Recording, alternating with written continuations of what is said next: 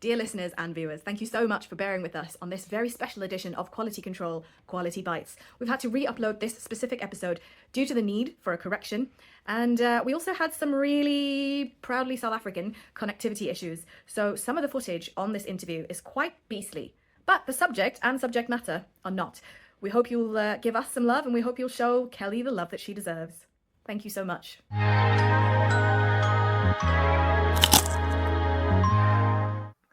Hello, hello, hello, hello, hello, and another hello. If you are joining us, you would have already listened to our Spinners episode that covered episode 1 to 3 of the South African television drama. And in that episode, we had a special guest for the first time, one Kelly Storom. This here is our interview of said guest so you can get to know her better. Kelly, hello. Thank you so much for joining us. How are you doing? Hello, I'm overworked, but keeping my head up.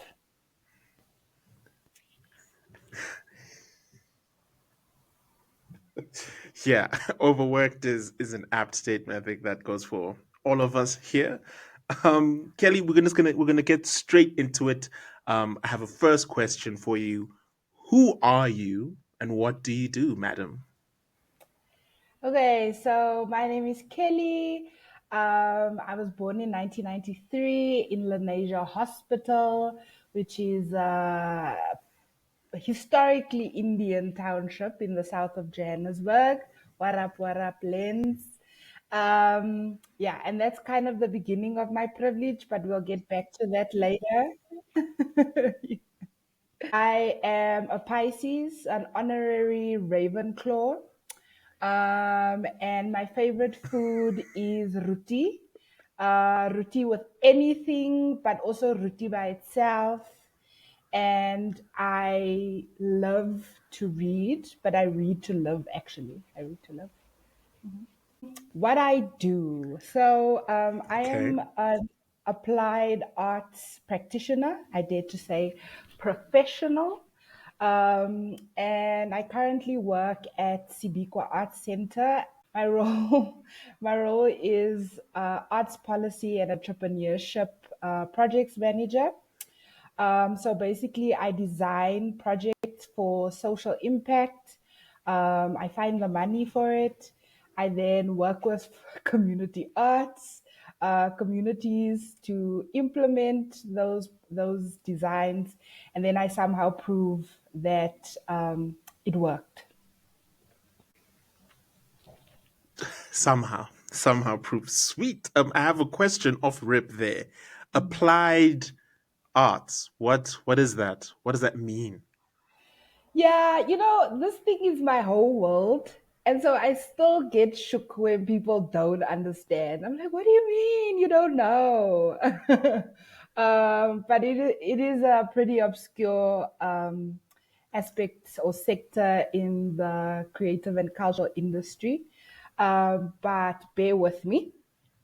Basically, what it means is that I use drama and theater tools to create change within communities. So I use drama and theater tools in order for people to learn something or learn something about themselves. Yeah, so that's still pretty obscure. So I'll make an example. Right. So, Sabi, you identify with the Hmm. Joker, Batman's nemesis, right? Yes. Yes. Okay. So the reason Okay. why you Yeah. identify with the Joker is because you know that. Can we swear? Yeah. Oh, yes. This is an explicit podcast. Yeah, a lot of swearing happens. Okay, perfect. So one, he knows that Batman is full of shit. Two, he thinks his jokes are really funny. And three, as long as he's laughing, he's happy, right? But are you the Joker? No, right? But you've learned something about yourself, right? And we've learned something about you. Uh, should I stop? Should I pause for you? No, continue. No, go on. So yes, so there's some things about the Joker that you identify with, but are you the Joker? No, right? But we've learned something about you. You've learned something about yourself. So that's basically what I do. If in drama you wear costume, right? That's the clothes we wear. The music you listen to, that says something about you. The TV shows you watch, that says something about you. And so, as much as people think they don't engage with art because they've never been to a gallery or they've never been to a theater, they engage with art every single day. And that is because they resonate with something about themselves through distancing and engaging with really hard topics like politics or issues that exist within our society, or even children learning something about their curriculum is best done through distancing. And theater and drama is a really nice tool to engage people without throwing them into the reality of it. And it gets them speaking more honestly, gets them taking a chance on actioning what they feel they should do or want to do. Yeah, so that's basically what I do. Hey, yeah, that sounds interesting and Thank impressive. you. I would just like to put it on record that I don't like how accurate that Joker example sounded, and it's not something I ever thought about of identifying as the Joker. But as you said, yeah, Batman is full of shit. And I'm like, wait, I've made that argument. I have said this several times. I was like, nah, fuck that guy. So cool, cool. Thank you for exposing my inner flaws, okay, and my inner personality. Thank you so much. I appreciate it. Um, that so getting back to your work. Yes, I did learn. Gosh, I wish I didn't. Um, moving on. Well, not really moving on, but getting back to something else you spoke about in terms of your actual your day job, right? Engaging with communities, helping them learn. How how would you say that has impacted your outlook as an artist and your way forward as a creative? So it's for me. It starts with a memory, and going back to my privilege. Uh, so my grandmother used to work for a prominent bank, and she used to get like tickets to stuff. And the first piece of art I engaged with was a pantomime. And then I also got to engage at the dance umbrella. And that just like spoke to my soul. I was like, immediately, I was like, that's what I want to do. That makes me happy. Also, reading and reading fiction, preferably, is also what makes me happy. And I fundamentally believe in the power of art. I think that it's necessary for every single person to be able to access high quality art. They should be able to engage in visual arts. They should be able to engage with stage. They should be able to go to the theater. And I think that people, a lot of people take that for granted, um, particularly from the community that I come from. Um, and so, as an artist, my fundamental goal, my point of self actualization, so to speak, is when everybody is able to participate in the arts, but also that they see that the arts are necessary to participate in. So I'm an advocate, I'm a creative, but I'm here for the people who need it the most. Hmm. Sweet. Okay, I've got a follow-up question that I'll come to about the community that you're from. But Fee, I'd like to bring you in here because we just heard that Kelly's first engagement with the arts was a pantomime. Do you remember what your first artistic anything that you feel stuck with you is, Fee?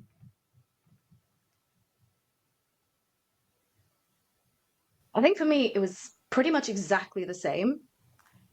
Um, some of the first live things that I watched were the pantomime at the Civic, or as it's called, Joburg Theatre now.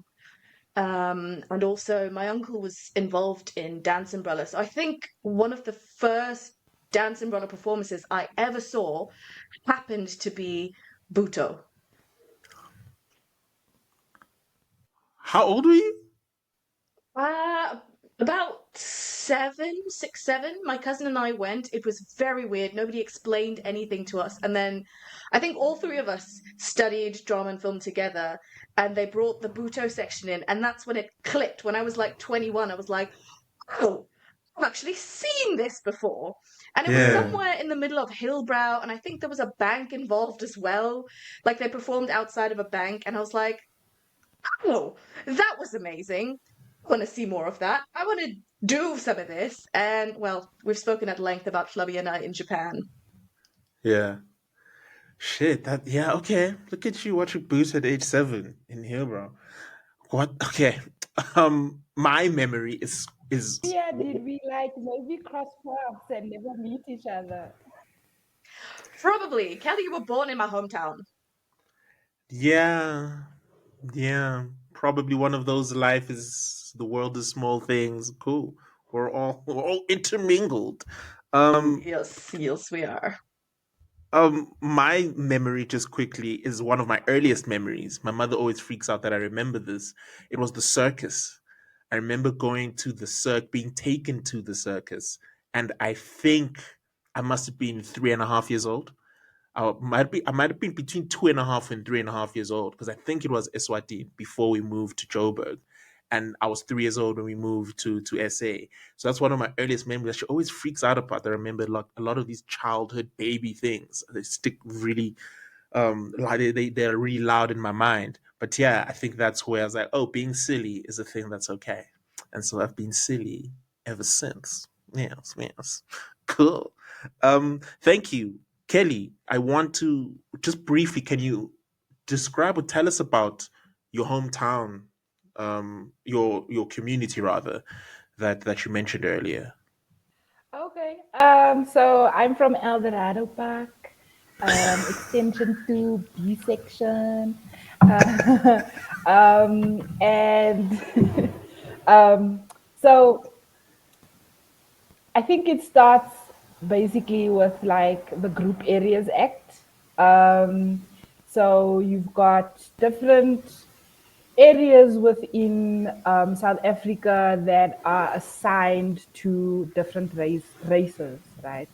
Um, and so I grew up in El Dorado Park, which was a designated colored area. But I grew up in a far more privileged position than my community, than the rest of my community. But I was obviously surrounded by the disparages that went on around me. Um, what I can say about colored people is that we have a strong sense of community. Your neighbors look out for you. If you're known, then you're safe.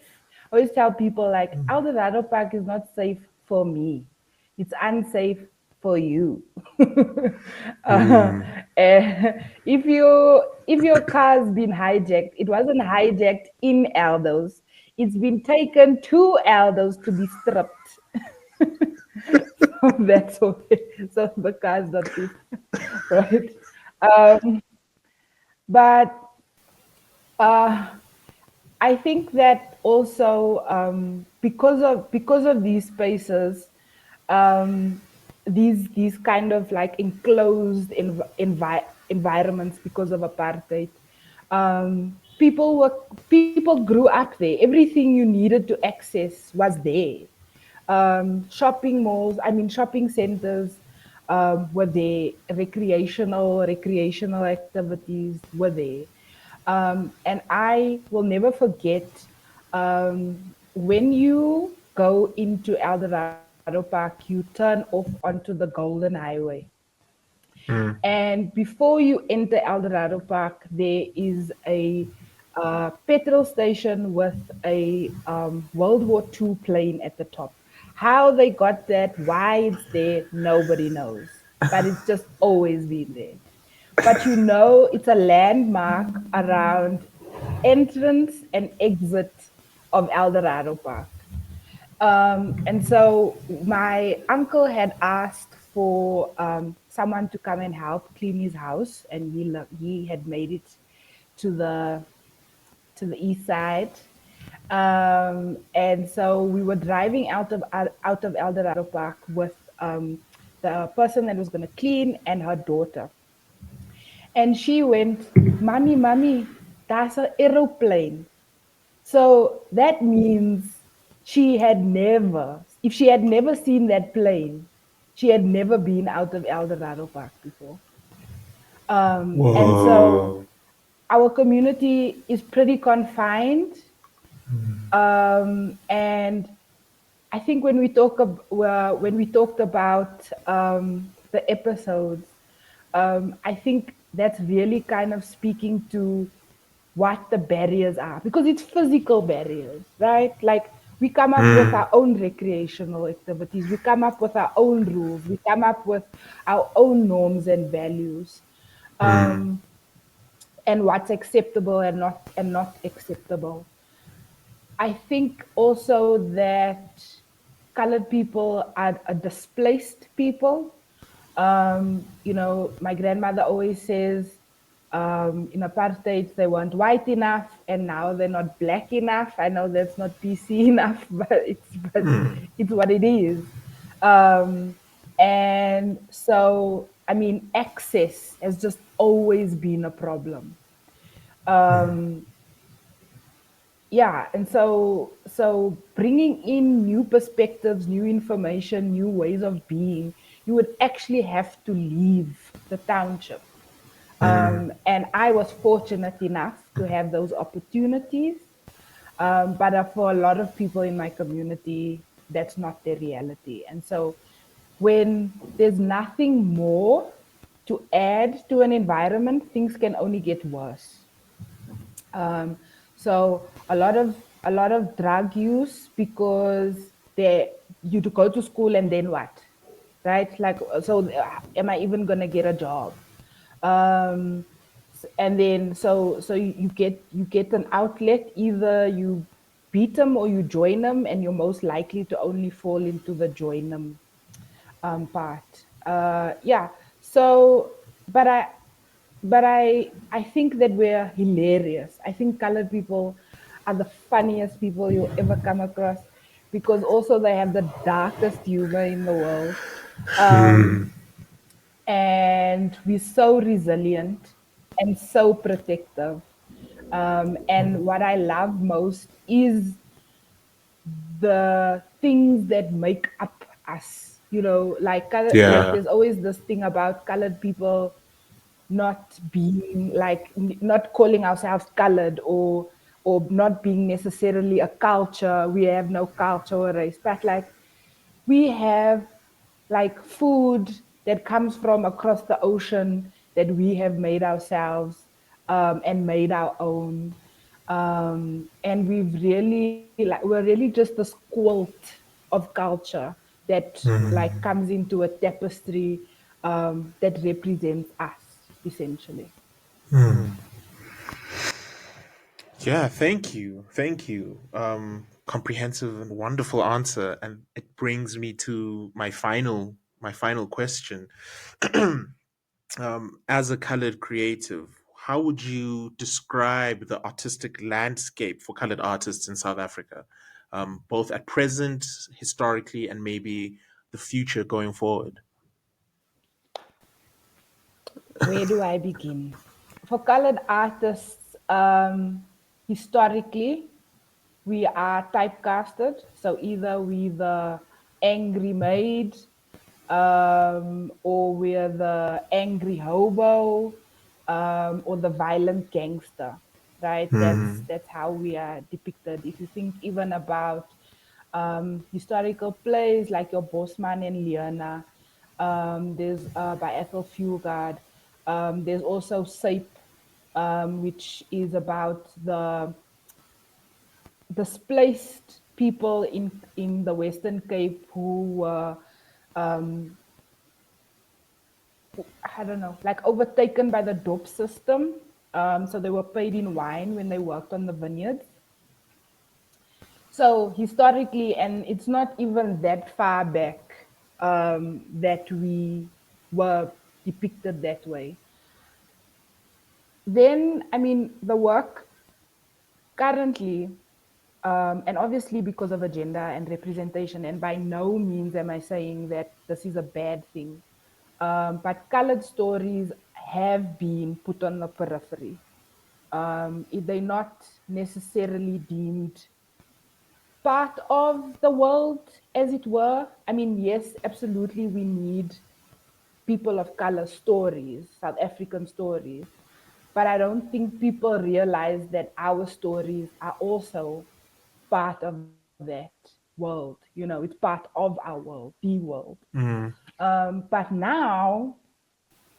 um, now I'm very excited for what's about to happen, because I'm not gonna lie. Before I watched Spinners, I was like, ugh, another ghetto colored story. You know, don't they know that there's other narratives and different representations of my people? We're professionals. Um, we're very, you know what I mean, like this, we're contemporary, we like other things. Like I've told Sabi about my white Kelly Wednesdays, you know, like my featuring Avril Lavigne, or doing like, are you Edward or Jacob, do you know what I mean, like, Yeah. um and so we just kind of get, we just have been a bit fatigued by um how we're perceived, and being told the position, or how the roles we take within society. So I'm really excited to see now that the authentic and nuanced narratives of our culture is coming forward and actually being like applauded.